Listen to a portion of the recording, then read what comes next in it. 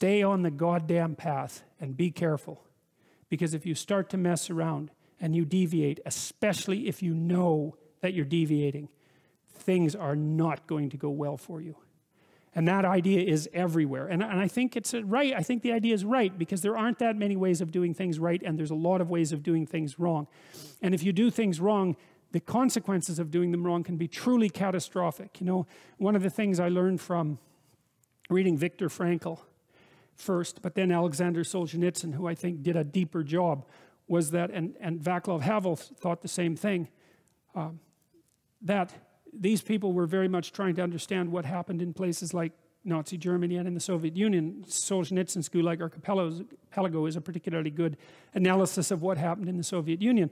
And his conclusion, and it's a 2,100-page conclusion, and it's like hammered home with a hammer. It's a book that everyone should read, you know, assuming that you can read a 2,100-page scream, because that's basically what it is.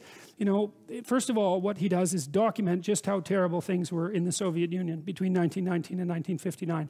And no matter how terrible you think they were, unless you know the stories, they were a lot more terrible than that.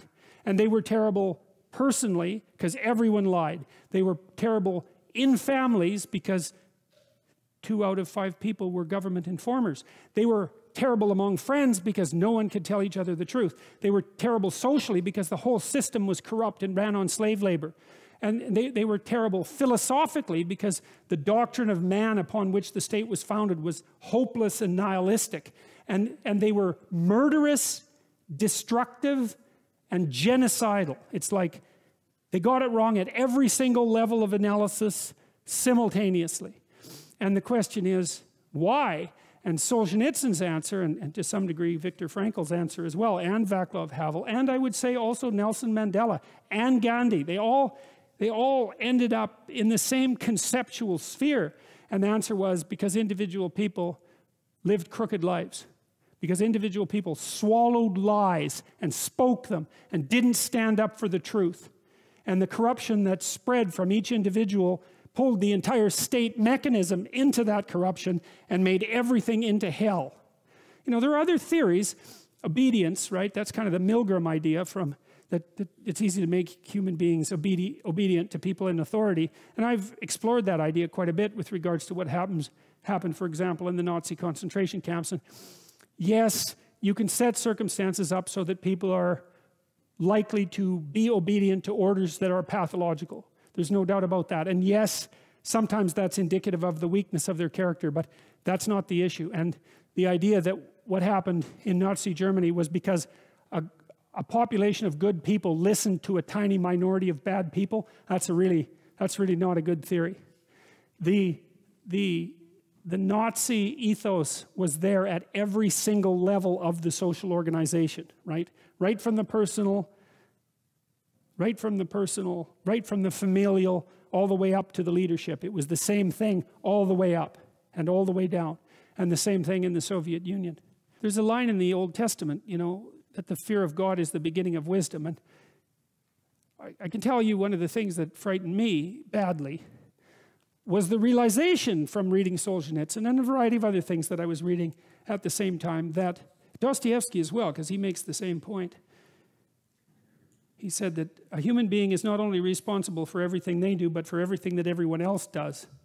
Now, you know, that's crazy, and he was an epileptic and a mystic, and that's a crazy thing to say. But it's also, there's something about it that's true, because if you were better, the people around you would be less worse than they are. And if you were good enough, you don't know how much better the people around you would be. And so there's this idea too, you know, that Christ took the sins of the world unto himself. That's a complicated idea, man. I wrestled with that one for a very long time, but I think I figured out, at least in part, what it means. It meant that it's something like the realization of complete humanity. You see, to take the sins of the world unto yourself is to realize that, is to understand the Nazi concentration camp guard. Because that person is human, and so are you. And so if you can't see you in that, then you don't know who you are. And if you can see you in that, well, then you've started to take the sins of the world onto yourself, because you've actually started to take responsibility for those terrible things. You know, I think it's the motif of the motto of the Holocaust Museum in Washington. We must never forget. That's close. And I think, well, you can't forget. You can't remember what you don't understand. You will forget what you don't understand. And the question is, well, what are you supposed to remember about the Holocaust? It was a historical event, that 6 million people died. That's not what's to remember. What's to remember is that's what people can do. And you're one of them. And if you don't understand that you could do that, then you don't know who you are.